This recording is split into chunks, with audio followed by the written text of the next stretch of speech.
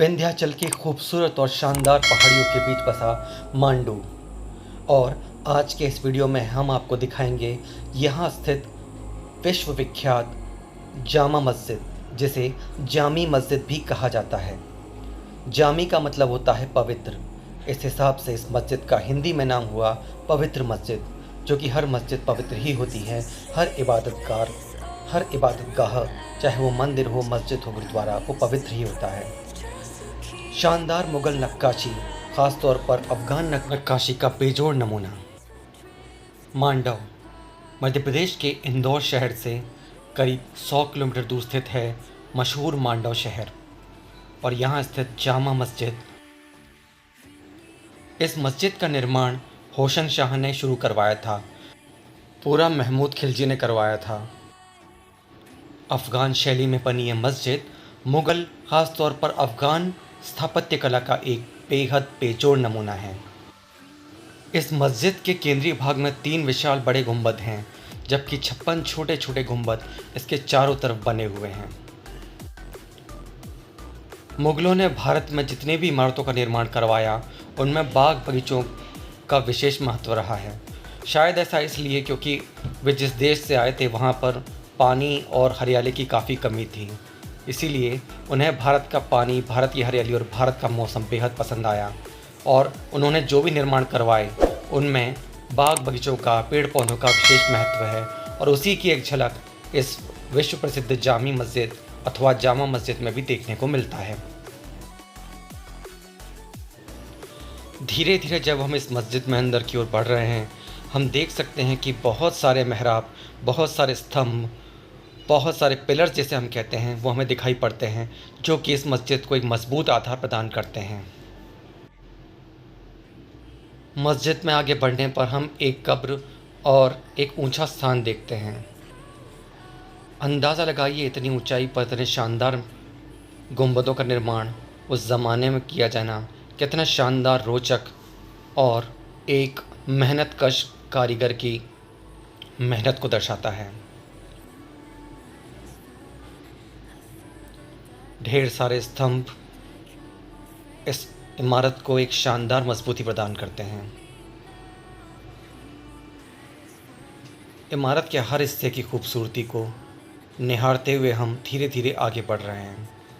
सामने जो आप झरोखा नुमा आकृति देख रहे हैं, वो वास्तव में एक दरवाज़ा है, जो कि इस जामा मस्जिद के बगल में होशंग शाह की कब्र या टूम्ब ऑफ होशंग शाह की ओर जाने का रास्ता है। मांडू में वैसे तो कई मुग़ल शासकों ने शासन किया। इसे परमार वंश और दूसरे हिंदू राजाओं ने भी अपने अपने शासनकाल में विभिन्न इमारतों से अलंकृत किया। उसी श्रृंखला में हम आपके लिए सबसे पहला पार्ट लेकर आए हैं जामा मस्जिद का, जिसे होशंग शाह ने जिसका निर्माण प्रारंभ करवाया था।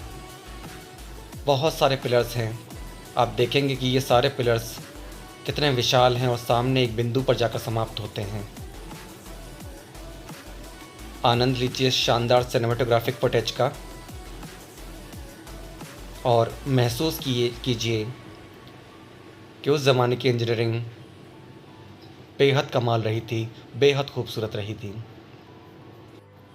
मस्जिद 15 फीट ऊंचे बेसमेंट और 83,150 वर्ग फुट में फैला हुआ है, जिससे इसकी विशालता का अंदाज़ा होता है।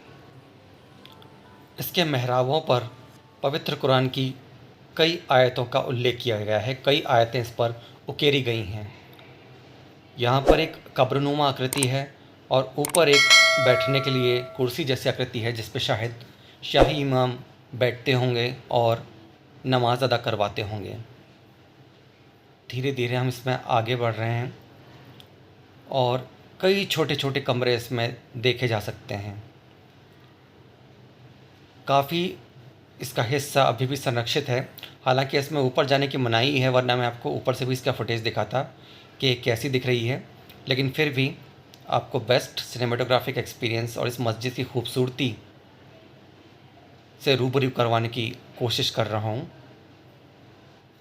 कुछ हिस्से इसके थोड़े से डिस्टर्ब हो गए हैं, ख़राब हो गए हैं, क्षतिग्रस्त हो गए हैं, लेकिन फिर भी ये मस्जिद काफ़ी अच्छी स्थिति में है।